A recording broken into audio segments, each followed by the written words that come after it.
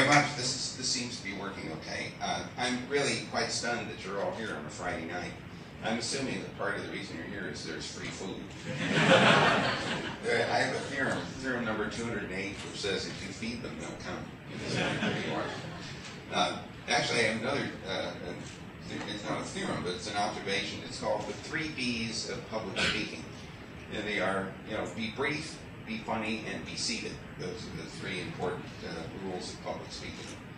I have to say that James and Derek and the others were very good about that, so I'll try to be relatively brief so we have an opportunity to have a discussion tonight. I'm actually quite excited to learn about the digital movement idea.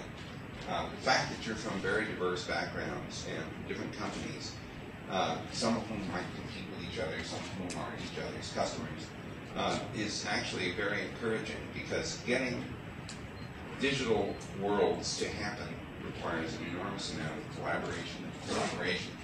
And so it's good to see that we can all get together and sort of check our guns at the door when we come in and try to work together to make a better digital environment for everybody. What I'm going to try to do tonight is give you an idea of what the internet is evolving into over the next, let's say, 27 years, going down 2035. It's guaranteed that my predictions will be wrong. The reason that I'm pretty confident that I'll be wrong is that if I tried to predict what the internet looks like today, 27 years ago, I would have been just completely surprised and totally off mark. But it's still fun to speculate about what the world's going to be like, so I'm going to try to do that a little bit.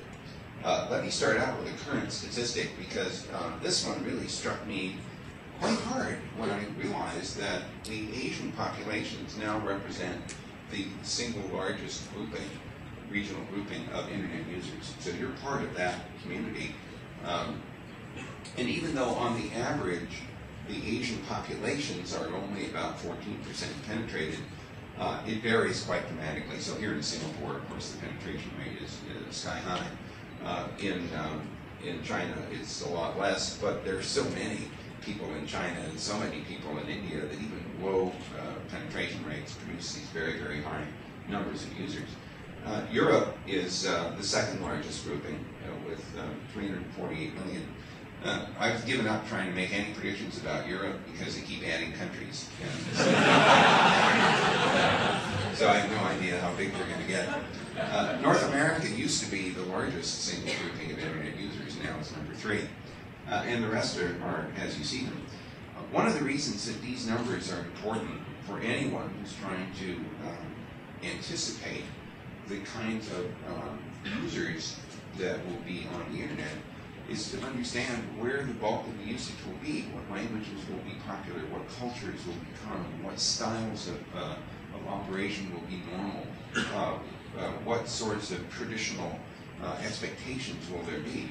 And so understanding the demographics of the internet is part of thinking through the kinds of things, products, and services that you might want to offer. If we were to move fast forward into 2035, the internet would be 52 years old if you use January 1, 1983 as the launch of the internet. That was when Khan and I said everyone on the Defense Department sponsored networks had to switch over to use TCP/IP.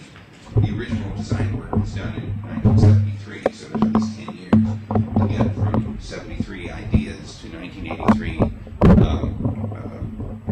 or the 1983 rollout of the internet on a variety of different operating systems. By the way, that should tell you something about how to make things happen. Sometimes it takes a while to actually get something to work, or to get people to accept it. In this case, persistence and patience were important elements in getting the internet out into the academic world. So by 2035, we will have had 52 years of experience with the internet. Today, we've only had 25 years of experience, and only about 15 or more years of experience with the commercial internet, which didn't really happen until about 1994. The world population by this time will be roughly 8.1 billion. I'm guessing that on average the penetration rate around the world by that time will be 70%, which is sort of the percentage rate in the higher parts of penetration around the world. That's about 5.6 billion people compared to 1.3 billion today. I think in some parts of the developed world, and I would include Singapore in that, the penetration rate will be over 100%. And some of you will say, wait a minute, how could that possibly be? And the calculation is kind of like the calculation of the penetration of mobiles.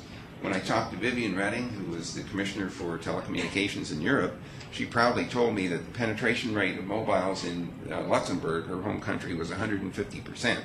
And I asked her, how could that be? And she said, well, every other Luxembourgian has 2 mobile phones. So, that adds up to 150% penetration. So there will be more than one device that people will be using to get access to the internet. For many of you today, that's already true. You have a laptop, you have a mobile, or more than one, and you use both of them to get access to the net. I'm estimating that there will be an extremely large number of things on the internet, 60 billion in this estimate, about 10 devices per person on the average. Those things could be pretty minor things. This microphone could be part of the internet, the light switches could be part of the internet, clearly the projection unit will be part of the internet, along with mobiles, laptops, and whatever else, picture frames and refrigerators. So there will be a very large number of devices that need to be addressed on the internet. That says that by 2035, the primary addressing structure for the internet will probably be IPv6. It's possible that in that 27-year period, some additional or new addressing structure will be invented, but we all know that V4 only has 4.3 billion unique terminations, and we also know the allocations are going to run out somewhere around 2010 or 2011.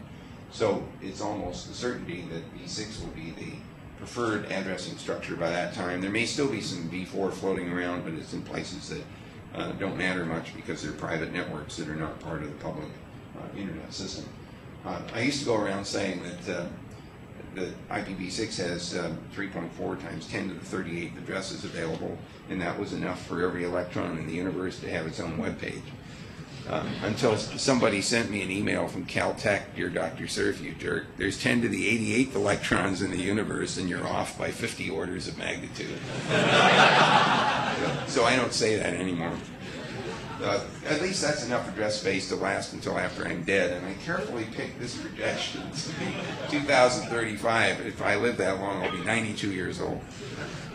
Okay, this is what the world looks like 2008 compared to 2035, and of course I'm imagining that the Wikipedia is still around in 2035 and we're getting good statistics from it. So Wikipedia in 2035 says there's 10 billion hosts on the internet serving up content and services and the like. That doesn't count all the little devices and light switches. That's the other 50 billion devices on the net. 5.7 billion users, about 6 billion broadband terminations for businesses and residences and things like that, fiber going everywhere, 10 billion mobiles and 12 billion PCs. So that's my estimate. The wired and wireless infrastructure by that time will be pretty intense. The wired infrastructure will be almost all fiber. It will be running at gigabit per second or more at the edges of the net, hundreds of gigabits to terabits per second in the core of the network. The wireless infrastructure will be very rich, highly connected, whatever replaces WiMAX in the long term, probably ultra-wideband, probably CDMA technology, probably agile radios, software-defined radios, moving out of the way of interference, changing modulation schemes, extremely agile, extremely flexible radio-based technology by that time. Looking at the business infrastructure by that time, this Web 2.0 and Web 3.0 don't make any sense to me because they're just marketing terms. But I think that there will be a very, very rich business-to-business infrastructure on the internet. We will have standardized our transaction formats using XML or its successor, and it'll be horizontally standardized so that different industries will use the same kinds of transaction sets. This didn't work back in the 1980s. There was something called electronic data interchange, and although the conception was very rich, the problem is that it was standardized by vertical industries, and as a result the transportation industry had a different set of transactions than the housing industry.